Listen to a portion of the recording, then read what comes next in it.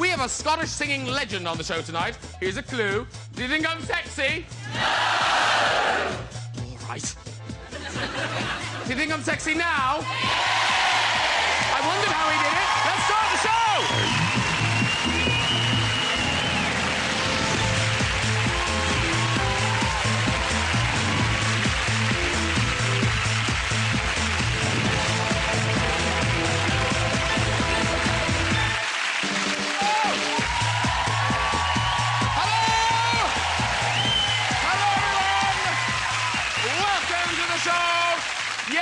We have a star-studded show for you tonight. Singing legend and sex god Rod Stewart is here, ladies and gentlemen.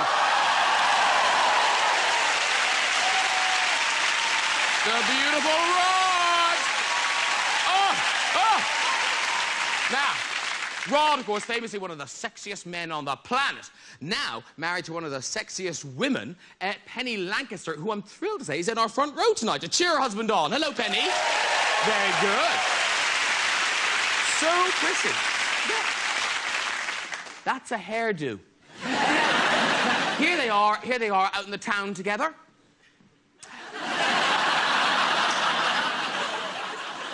What's going on there, Penny? You taking him to school? What's happening? No, that is a cheap tabloid photographer's trick. Rod can look Penny straight in the eye, can't he? Well, when he can be bothered. Now, over the years, Rod has become a musical legend. Here he is in the 80s. Now, even today, people are still copying his style. Thanks, Rod. Do you think we're sexy? No. Oh, but look at those puppy eyes. Oh, don't you just put them in a sack and drown them? No.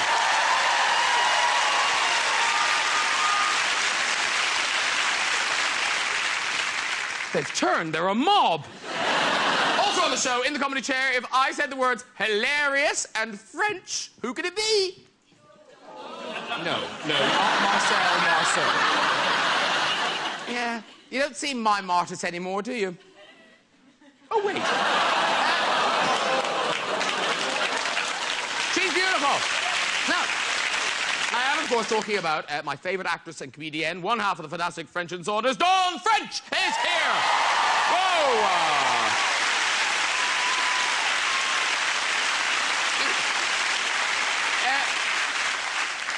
We all love Dawn in The Vicar of Dibley. There she is. Now, she played a vicar who's desperate to shag a man. What do you call them again? Oh, yeah, a vicar. Dawn is also in the sitcom Jam and Jerusalem, where she plays a slightly unhinged middle-aged woman. Wonder who she based the character on. Ah, Susan. Wild horses have dragged her backwards through a hedge. Later on in the show, I'll be talking to Monty Python star and globetrotter extraordinaire, Michael Palin. Yes! Rod Stewart, Dawn French, Michael Palin. It's good, isn't it? That's a lot of people. Michael has done so many amazing travel shows, including Pole to Pole, and one where he travelled around the Pacific Rim. Actually, interesting, one of our researchers wanted to know more about them, so she Googled the words pole and rim. She's now under heavy sedation. Listen, it's a very exciting show. It's a very exciting show because one lucky lady in the audience will be going home with Rod Stewart tonight. Mm-hmm. No, left a bit. There you go. There she is. Choo! Let's get some guests on. First, there's nothing I like more than a crack of dawns. It's my favourite comedian, Dawn French. I think you're wearing the green. You look lovely. And the showbiz up. You look sits up down. And yes, we think he's sexy. And yes, he's on his body. It's tonight it is Rod Stewart.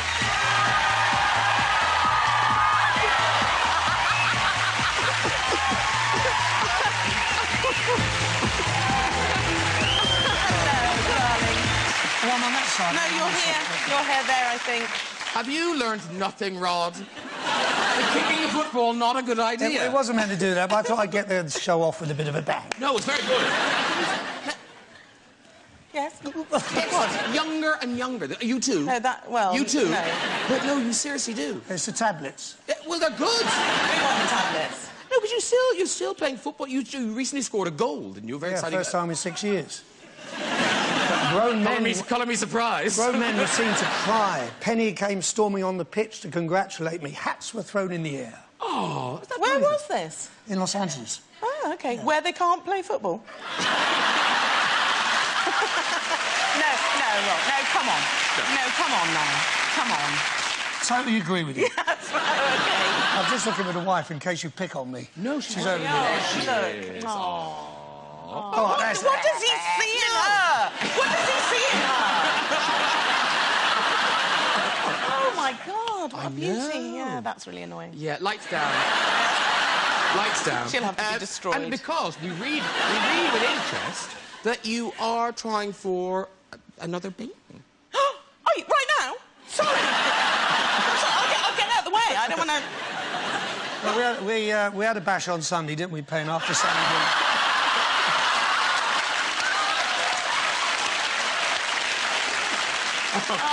Oh, you old charmer. Oh, let me have a bash. No, we had a bash on Sunday. Oh, I see. Get to my age, you have to plan it, dear. Was it your birthday? No, it was after a football match here. Oh, OK. And we had a lovely go down the pub, had a pint, and we came back and we said, let's try and make a baby. It's romantic, though, isn't it? That's nice. I'm soon to be an old age pensioner. I don't know how I'll get away with it. Now, listen, you're going to be singing for us later. And yes. I know there's a lot of Rod Stewart fans. Well, everyone's a Rod Stewart fan, but a lot of dyed in the tartan wool fans. Yes. So what are you going to be singing for us later? It's a song called The Same Old Song from the new album, which is Soul Book. It's all the old soul songs from the 60s. You just happen to have it there, I hope? I thought I did. Oh, I do. Yes, I do. That's the one. Because it's a really... you kind of stumbled on a really successful formula where you take kind of... It was Great American Songbooks. Now you're doing soul, and you're planning one of country and western. You're planning... Yes, a blues album, you know, maybe. I enjoy it. I really do enjoy covering songs. It's what made me famous in the first place. You know, covering Bob Dylan, and so I thoroughly enjoy it. And now, are you going to tour this album? Yeah, next year. Next year. In May, probably. May next year. Yeah.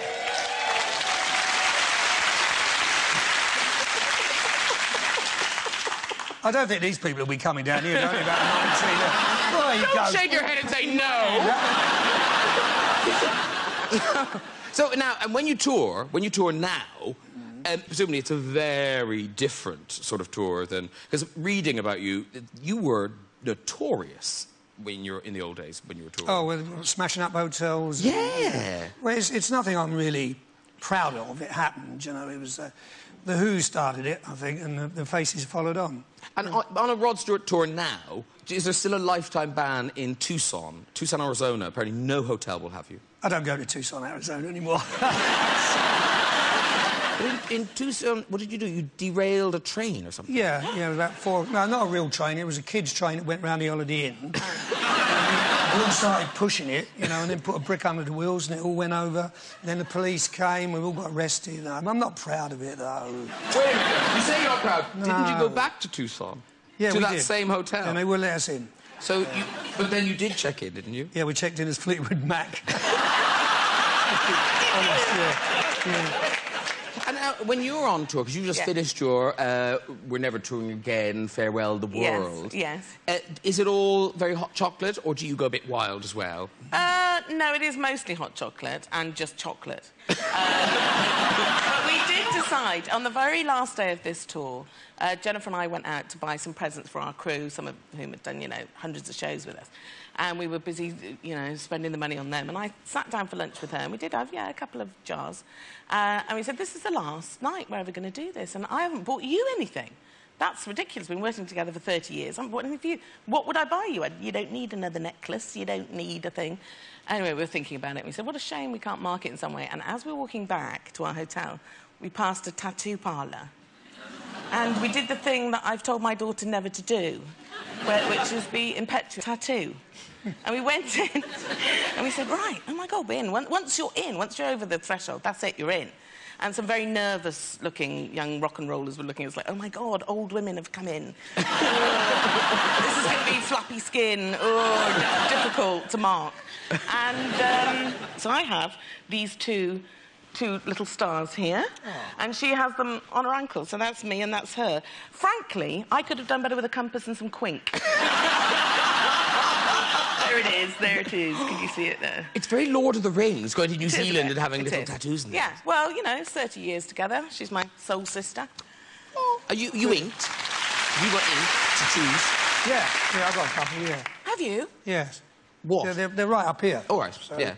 One's a Scottish lion and one's the heather. I know what you're talking about with the girls. Yeah. Because I've got 3 girls and all bordering on the idea of having tattoos. The oldest one, Kimberly, she's got Daddy's Girl written near her bottom. It's cute, isn't it? Daddy's Girl. It's cute now, when she's 75 and in a, you know, open gown in a hospital. It's just like... what are we going to do with them when we get older? What are we going to do with them? I can't get any older. She's peaked. Oh, lovely. And now I hear whisper that there are Rod fans with impressive ink.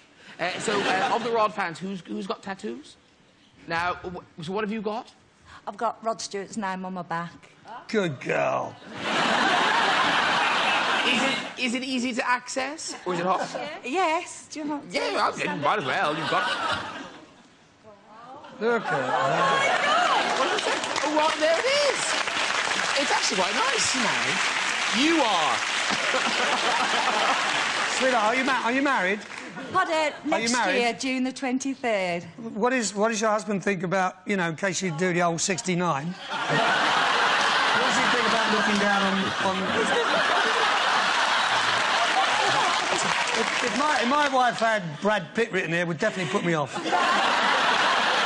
We've worked round Good man. Good man. Yeah. Just lay a sock over it.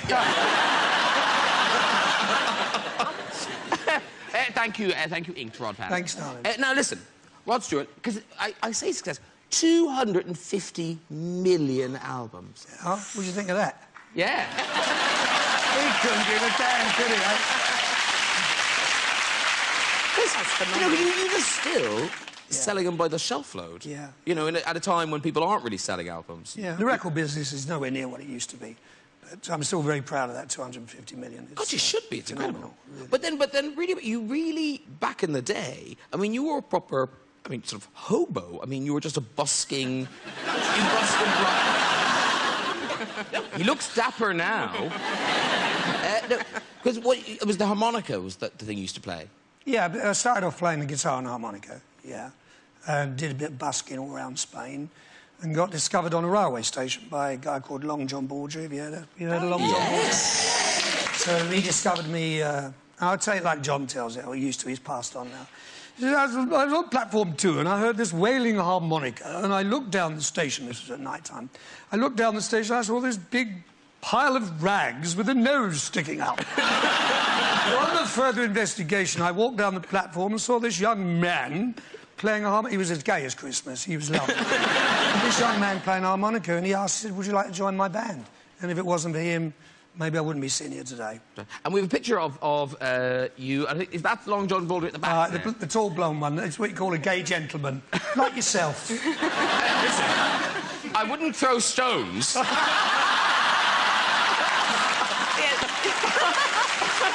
That's some haircut, isn't it?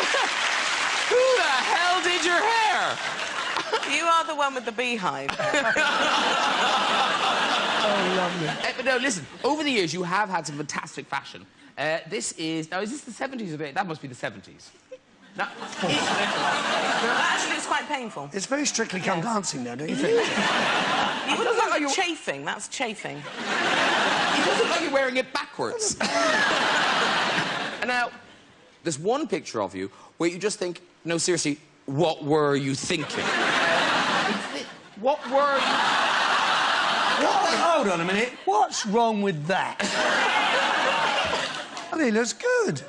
That's a very nice portion, I'll have it known. You look lovely. It's just an odd picture. Were you locked in that car boot? What was... What's going on? Do you remember I'll tell you what's going exactly on? what happened. I had a house in Spain, and it was during the 1984 World Cup, and the Scottish team came by to say hello. And they caught me sunbathing. Now it all makes sense. Yes.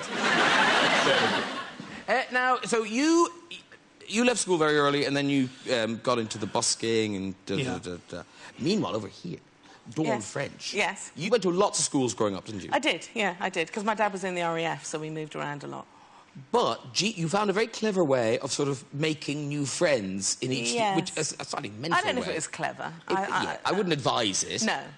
No, well, I think when you move around a lot and you go to a new school, you're a bit nervous. You want to garner any amount of sympathy and love and approval.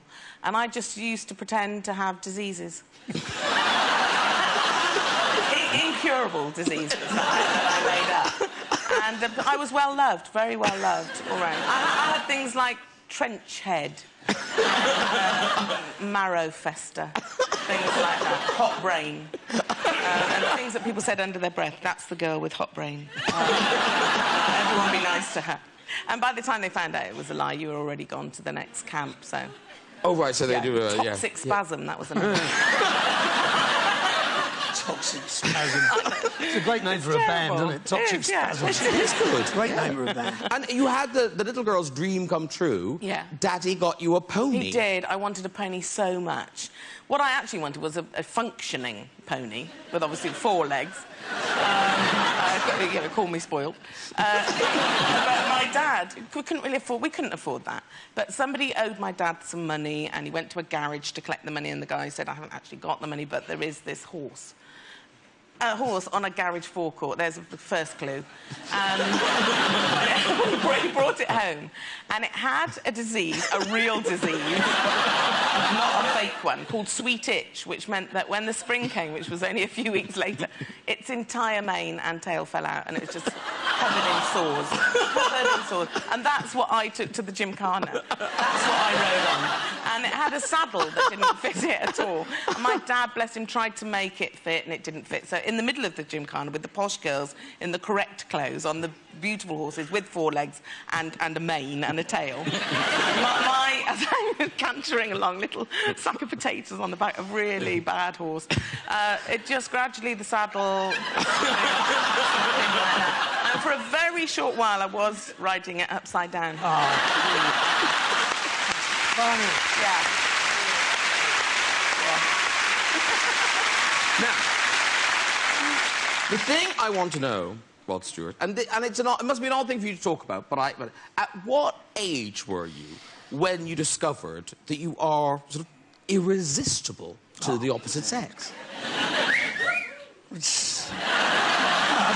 I see myself in the morning. It's not too pretty, I'll tell you. Well, there's something about you. You do. He does. Even you're nodding now. Even he is. Oh, bless you, darling. Yeah. Come here. Give old Rod a kiss.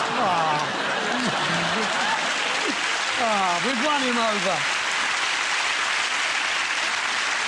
Do you agree? I think he's utterly irresistible. He's complete dreamboat, and he's got a sense of humour. That's the difference. That's what makes him sexy.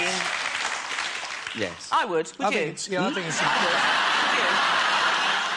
I've given up twosome's done. Not like this. You've never had this. Well, that's true. That's true. You've never had this. And I love the level of libido a man must have. Because you used to dress up as an airline pilot, is that right? To pull Me women. women. And my best mate, we used to have the epaulettes and the briefcases and the hats and try and pull birds and things with the legs. But is it true you went to Heathrow dressed as pilots? Yeah, we walk around. Ingenious. Yeah. Absolutely. Yeah. I can see I how that love would work. how horny you'd have to be. Dress up as a pilot and go to Heathrow. My mate had a really posh accent, you know, and he'd say, let me do the talking, you shut up. It used to work. It used to work, yeah. But they must have... There's a hotel around the corner. We've got to leave. We've got a flight to New York in a couple of hours. And this may be the last flight I ever make. And I've said, now, Dawn, in your book... Yes. Dear Fatty out in paperback. Yes. And, again, selling. Yes. Like, this is sold over 500,000, It isn't it? has, yeah. It's done really well. Yeah, it's very done well. Really well. And you're quite, not explicit, Yes. but you're quite proud of yourself in the sexual department. Am I? When you talk about how, you know, you're rather clever at it, you're good at it. Well, I am good at it. I've never had a complaint. And, you know, most come back for a second go. A second batch. Yeah. So it's as in, have a go at it, go to hospital, come back, another go to hospital. It's like that. And the thing, you kind of joke about it, but your quest to find the best kisser in the world is quite serious. Yes, although I have done it. Oh, who is? Well, Lenny Henry, to be honest. To be honest. Yeah. That doesn't seem to have stopped you continuing. No, but you know, I'm always going to find out if there is anyone to match, of course. I'm always checking. But I'm very private about it these days, Graham. There's 3 pages of names in here. Yeah. Some of them are quite random. I like this. Number 24 on her list is a rugby player, gay, lived with mother, cried. That's true. That's true. A French sailor on the Hoe. I say. On the Hoe in Plymouth. That's where I'm from. I'm from the West Country and used to go up to the Hoe and meet sailors up there. And they always had a little red bobble on their hat, and if you got a kiss, they would give you the bobble. Weren't they? No, they were definitely French. Definitely. Definitely. Yeah, like you were an airline pilot.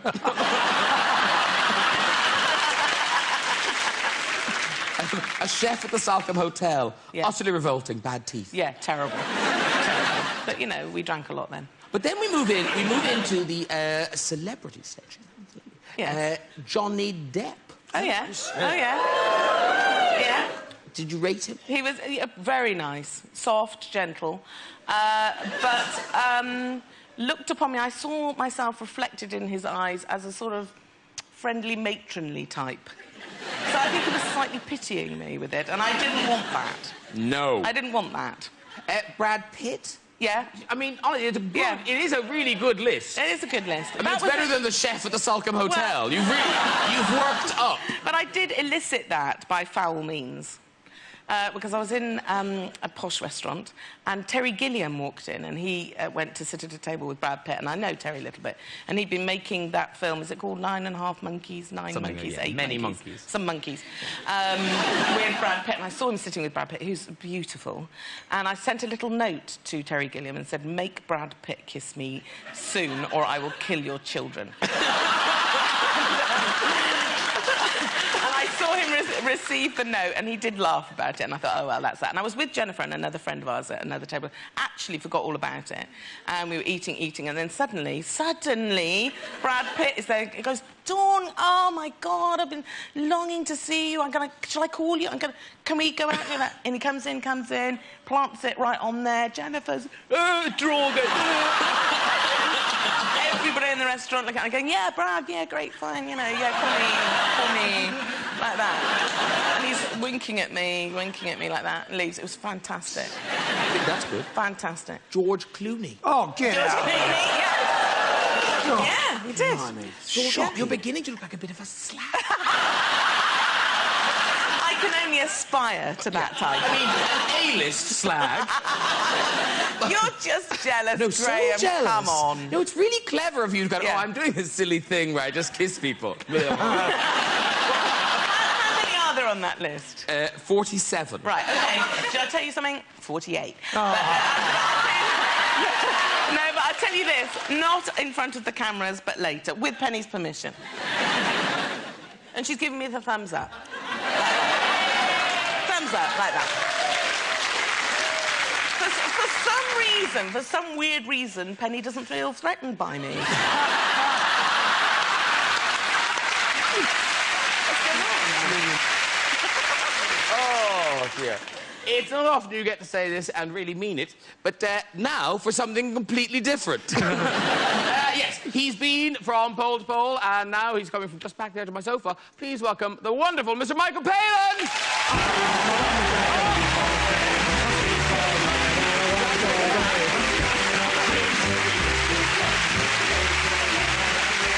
Good to see you. Go on, Michael. Oh, Wonderful. Oh.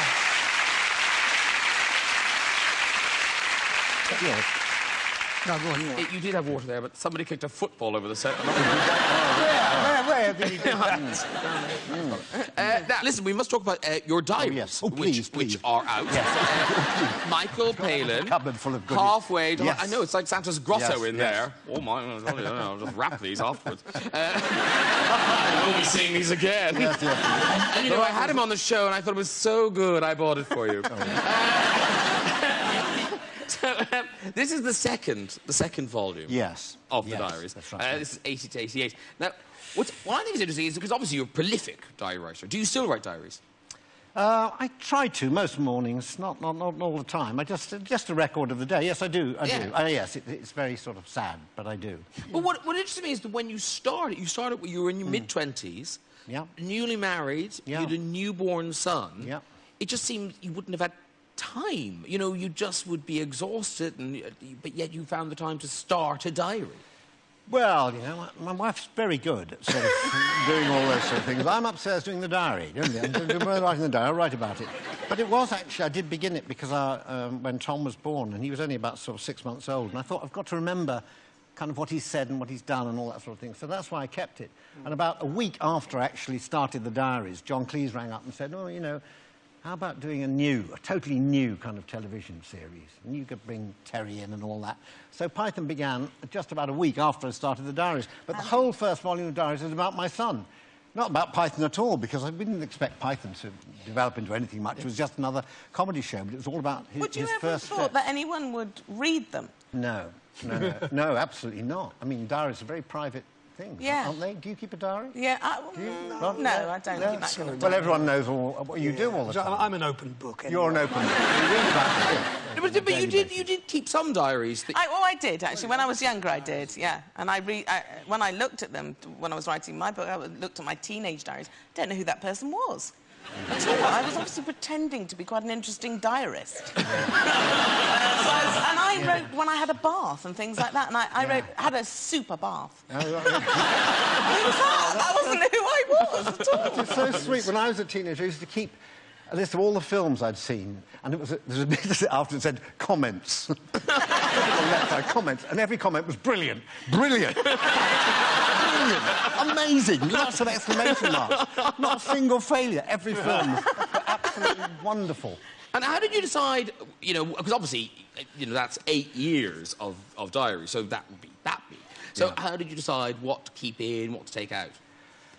Well, I found a lot of things in the diary that really made me laugh or quite embarrassing. There were some medical things like going to have my verruca cut off endlessly by a man who couldn't do it. I mean, he would say, you know, I could have been a violinist if it hadn't been for the war.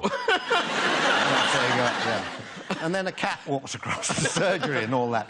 And I kept going to this guy, and then... Please don't return to that man. No. I'll slice off your verrucas, Why did I go there endlessly? Because it was great material, wonderful material for writing comedy. Yeah.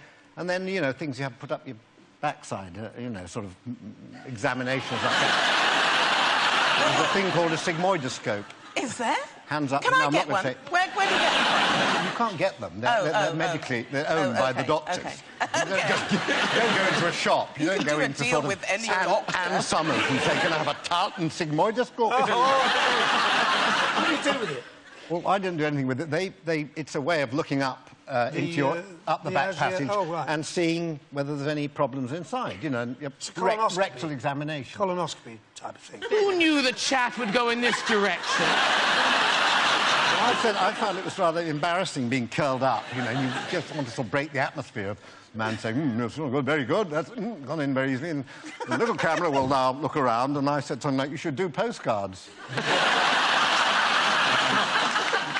Nothing. Wish Nothing you were at here. all. Not a reaction at all. Yes, wish you were here.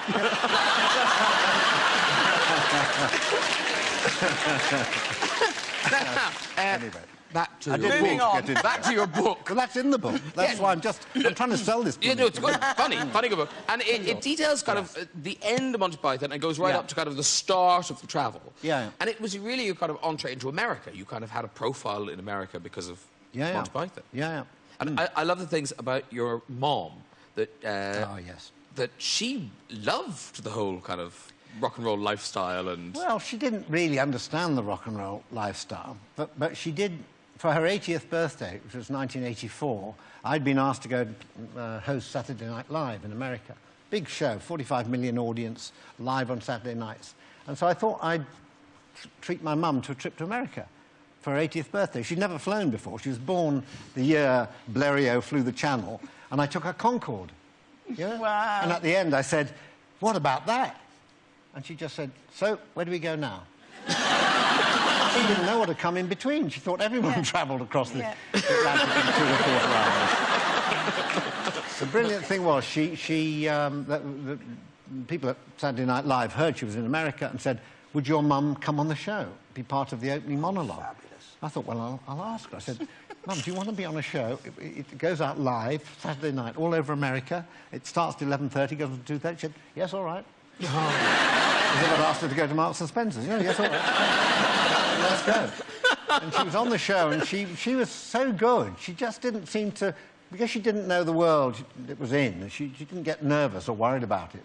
And so she did the opening monologue with me so well that they asked her to do lots of intros. Suddenly, can you get your mother down there, quick! We've got some punk bands on. Get your mother down there. So just say, you know, the banshee, screaming banshee. Oh, hello, now the screaming banshee. Oh. Very quickly, we talked about diaries and, you know, what to leave in, what to keep out. So we thought, what's interesting about a diary? So I wonder now, how many people in the audience have diaries? A lady there, big earrings. A lady there. Who wants up here? You do. Who does now? You do. Look at you in your shiny top. You must have a glamorous showbiz lifestyle. So do you have it with you? Your appointment diary. Can I see it? There you go. Oh, I see a whiff of a tartan scarf. Look at the showbiz bag as well. Oh, I think I just saw some tampons. Sorry. Oh, now, look at that. Isn't it lovely? Diary 2009. It's got little shoes on it. Can we see that there? Oh, look at that. It's beautiful. Oh, wow, it's really busy. Oh, my God, you did a lot. Now, you're not a member of the SS, are you? What is SS? It's Sandfield Suite where I work. I work at a local hospital, and it's the name of the colposcopy suite where I work. It's gynecology. Now you tell us! Now, what day? So we're recording this on Thursday the 12th. Nothing at all. Completely blank. Blank. She came in out the rain.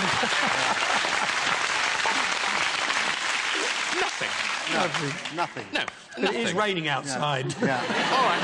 16th, next Monday. I'll tell you what, I'll cheer your diary up. Let's put in the entry.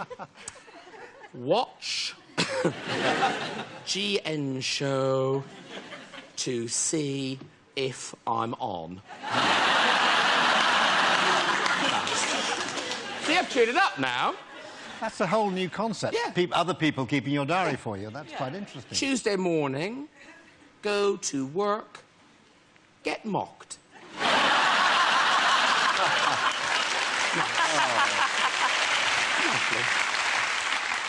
Saturday the 21st is going to be exciting. Look, food. Is that the only day of the week she has food, do you think? Lovely. It's a big event to write it down. It is. What day's drink? She's having a do on Monday. Oh, do? No, that's just food spelt wrong. On Tuesday, on that next Tuesday there, will you write what I dictate to you? Yes. Yes. Receive large hamper of chocolate-based goodies from Graham Norton.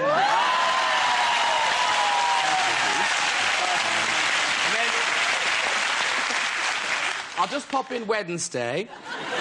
Still waiting.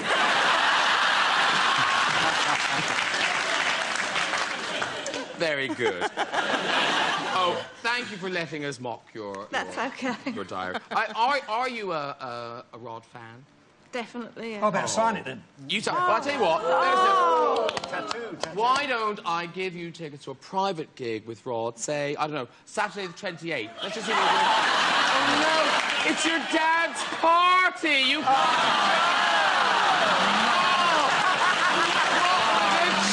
chances of that! There she gone! No, Rod will sign it for you. There you go. There you go. I think we should all sign it.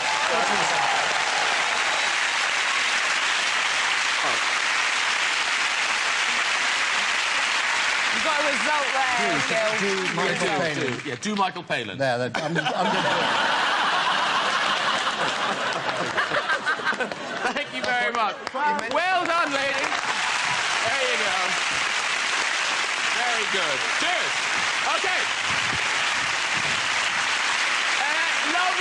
Lovely talking to everybody, but Rod... Yes, oh. Is this the moment? Rod is going to sing for us. Have a little rum and coke. He's going to go home now, look. Now, this will convert you. Rod, if you want to go over and get ready. Yep. Rod Stewart, everybody. You'll be back. Oh, we saw it. We'll see you again in a second. Because shortly, we'll be hearing some more of the stories in the collapsing red chair. But first, singing, it's the same old song it is. Mr. Rod Stewart.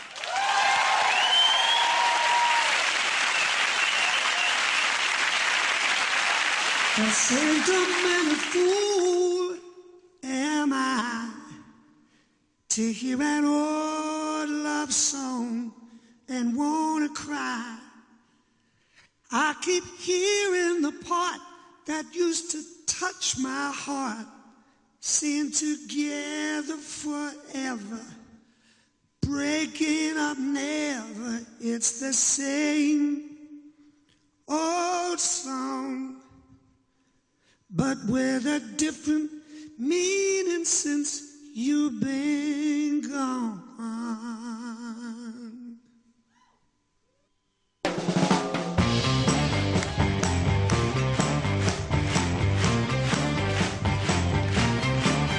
You're sweet as a honeybee, but like a honeybee stench, you gotta let my heart in pain. Are you left with your favorite song? The one we danced to all night long. It used to bring sweet memories of a tender love that used to be. Now it's the same old song with a different meaning since you've been gone. It's the same old song with a different meaning since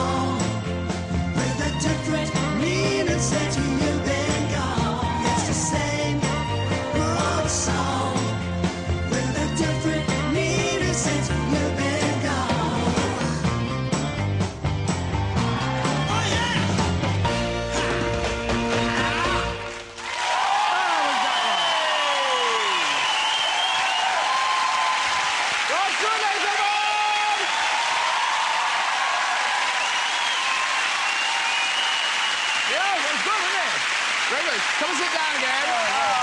Fantastic. Beautiful, Rod. Oh, fantastic. So, Rod a song, that is very nearly it. But before we say goodnight, it is that time again. The collapsing chair awaits. So we're listening up. Imagine these people are pitching their memoirs. They're pitching their memoirs. This is a taster of their fascinating life. Yeah. Would we buy the book? Right. Who's up first? Hello, Graham. Hello. I'm frightened by this man. Don't be frightened. Hi, I'm Jason. That man? No. Do you seriously know? I know that man. Are you serious? Do you know Dawn? I know Dawn French. Oh, my gosh. Are you on a list of 47 people he kissed? Did you work in the Salcombe Hotel? That is the Duke of Cornwall. It is. I know him as the Duke of Cornwall. But anyway, yes. What story are you going to tell? OK, Graham. This story is about the gorgeous Dawn French. Oh, no.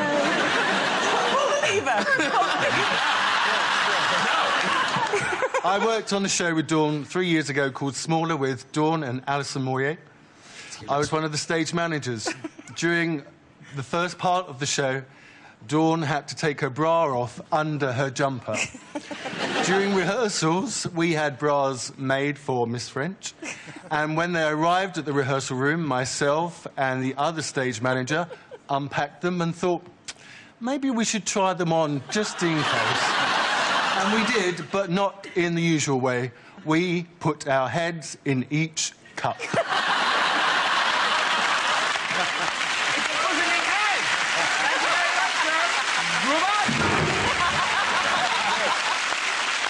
That's impressive, isn't it? Yeah. That you got that head twice. Yeah, a head on each side. Very good. Yeah. So we've we're going one more. We're hoping for a good one. Go. Come on, quick. We've got to go soon. Hello. Hi.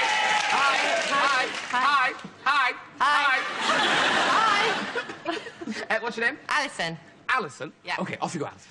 I was in Cork this summer. I was at a Rod Stewart concert. Okay. Oh, we're both in this story. It's Cork. She's in Cork, where I'm from, Cork in Ireland, and you were giving a concert. Oh, it was brilliant. Great night. You remember Alison? Yeah. Yes. She's right down the front. Yeah. Were you right down the front? I was right down the front. That's what I said. You see? I was wearing a cowboy hat. Do you remember?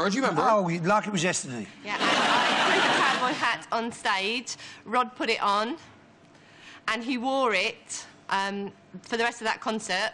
He then took it with him, and he wore it for every other concert that he did for the rest of that tour. I kept watching it on YouTube everywhere. It went all over the world. Yeah, that's right, I did. Do you remember that? Yeah, I did, yeah. Are you serious? It was a good cowboy. I looked pretty good in it, so I kept it. Thanks, darling. Thank you very much. And, Alison, is the Don't point of the do that story to is her. you want it back?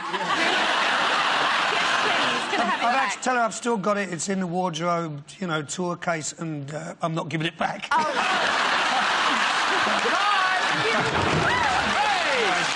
is all we've got time for. If you'd like to join us on the show and have a go on the red chair, contact us via our website at that address. Thank you, my guest, Rod Stewart, Dawn French, Michael Palin. Join me same time next week for a nice segment of music, comedy and chat with actor Michael Keane, comedian Rod Gilbert and the legendary Dame Shirley Bassey. All Welsh. I'll see you then. Good night, everyone. Bye-bye. After last week's mass firing of 4 hopefuls, now there are 9, all after that one job. The Apprentice USA, next on BBC One.